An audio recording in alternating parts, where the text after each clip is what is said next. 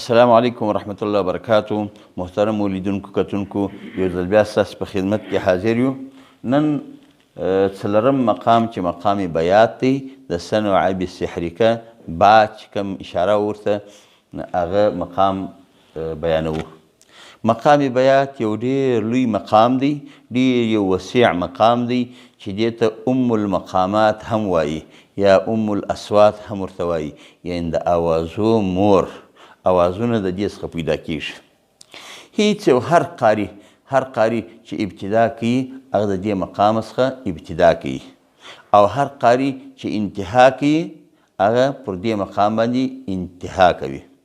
زموږ اکثره د قراو ائمه حرمین چې کله تلاوتونه په د حضرو کې کړي دي هغه اکثرو مقام بیات ویلي وي. په دې کې هم سړی اظهار د هغه آیاتو کوي چې په هغه کې د خوشحالي آیتونه وي، د الله تعالی د جلال و د جمال، د الله تعالی د قدرت، د الله تعالی د لویي د کبرایي اعلانونه وي. دا په دې مقام کې ویل کیږي. او هر قاري، هیڅ قاري داسې نشته چې ابتدا و انتها دې د بیات څخه ونه کړي الا نادرا. السلام علیکم ورحمت الله وبرکاتو.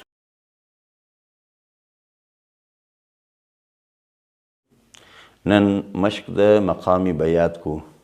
مقام بیات هغه مقامو چې ابتدا د تلاوت هم د څخه کیږي او انتها د تلاوت هم پر ده باندې کیږي. مثلا اعوذ بالله من الشیطان الرجیم، بسم الله الرحمن الرحیم.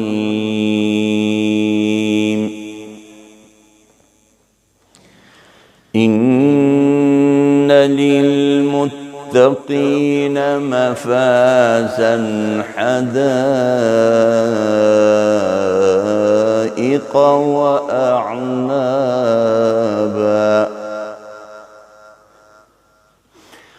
وكواعب أترابا وكأسا دهاقا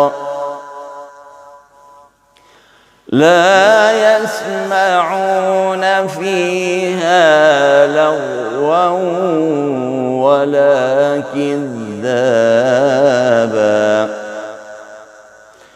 جزاء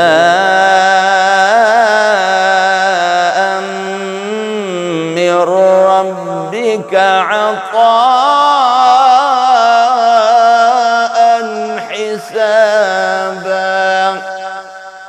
صدق الله العظيم.